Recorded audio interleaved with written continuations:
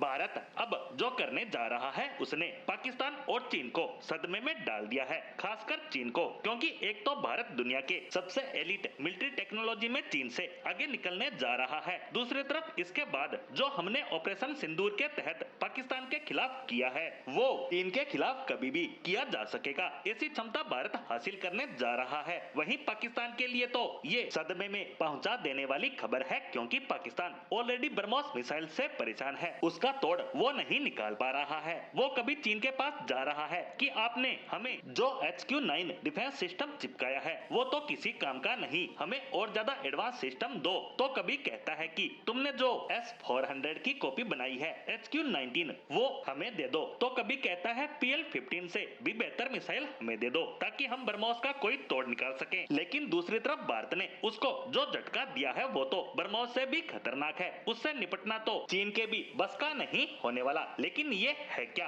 और कैसे भारत इससे चीन को हरा सकता है, इसी पर बात करने का प्रयास करते हैं। दरअसल खबर आई है कि भारत हाइपरसोनिक मिसाइल का दूसरा टेस्ट करने जा रहा है। वैसे आपको याद तो होगा कि अब से कुछ ही महीनों पहले भारत ने अपनी हाइपरसोनिक मिसाइल का पहला टेस्ट किया था, जो सफल भी रहा। लेकिन अब इसका दूसरा टेस्ट किया जाएगा, क्योंकि इसका जो पहला टेस्ट था वो कम रेंज के साथ था, लेकिन इस बार का टेस्ट फुल रेंज के साथ किया जाएगा और इसकी लॉन्ग रेंज का टेस्ट होने के बाद इसको भारतीय सेना का हिस्सा भी बनाया जा सकता है। और ये भारत ही नहीं बल्कि पूरे एशिया की हिस्ट्री में बहुत ही बड़ा मूवमेंट होने वाला है, क्योंकि इस समय पूरे विश्व में मात्र एक ही ऐसा देश है जिसने हाइपरसोनिक मिसाइल को अपनी सेना का हिस्सा बनाया हो, और वह है रूस। हालांकि चीन अमेरिका दावा जरूर करते हैं कि उनके पास भी हाइपरसोनिक मिसाइल है, लेकिन वो अभी तक इसके टेस्ट तक पास नहीं कर पाए हैं, या कहें कि किसी भी तरह के टेस्ट के आंकड़े जारी नहीं किए गए। लेकिन भारत ने कुछ ही महीनों पहले किए टेस्ट की प्रॉपर वीडियो जारी की थी। हालांकि अमेरिका जैसा देश भी इसके टेस्ट में बार बार फेल